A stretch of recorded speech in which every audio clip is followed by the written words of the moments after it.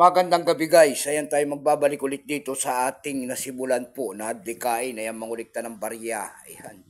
Kaya ako tayo nandito nagbibigay ng kanilang mga presyo. Sa ating mga online selling, isa naman tayong kolektor. Ayan, magandang gabi po sa inyong lahat. Ayan.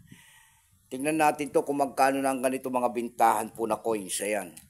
Ang pag-usapan natin barya guys, ito po ay barya po ng United States of America. Ayan, makapangyarihang bansa, year 1986. Ayan.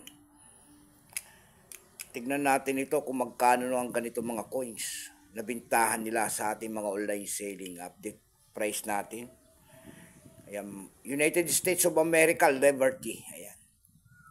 Year 1986, ayan, $1/4.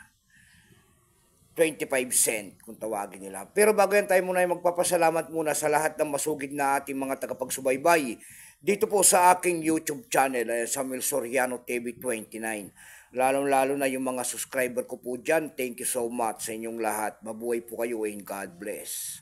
Maraming salamat din po sa mga manonood ko dyan sa aking FB page.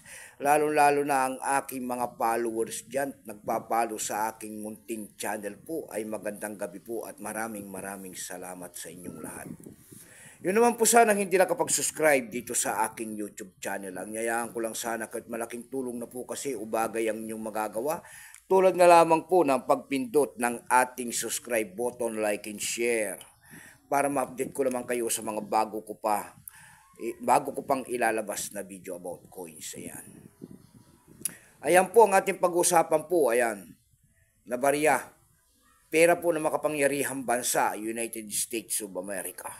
Nagsimulang years dito guys mula year 1965 hanggang year 1998.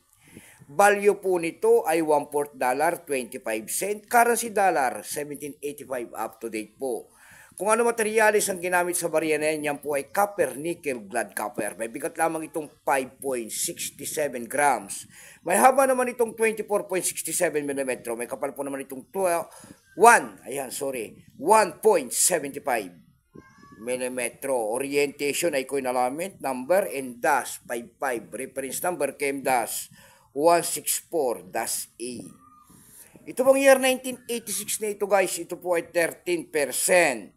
Kung ilang piraso po ang ginawa ng Amerika sa barya na hawak natin, ito po ay 504,298,660 piraso po.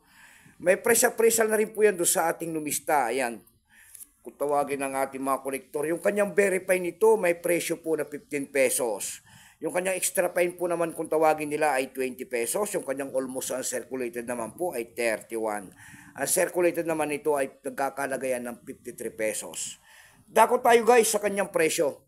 Doon sa ating eb.com guys, ayan, nagtingin-tingin tayo kasi ng mga presyo nito doon. Para ba yung mga nagpapaskill na, ayan. Doon sa ating eb.com, ayan, mayroon na tayo nakita nagbebenta guys nito ng $11.99. Nasundan po ito ng $8.99. Yung pinakamababa po na bintahan doon ay $4.90 na. Dako naman tayo sa Carousel PH guys. Sa Carousel PH naman po, mayroon tayo nakita nagbebenta nito ng 150 pesos. Nasundan po yan ng 100 pesos. Hindi 60 pesos po yung kanyang pinakamababa.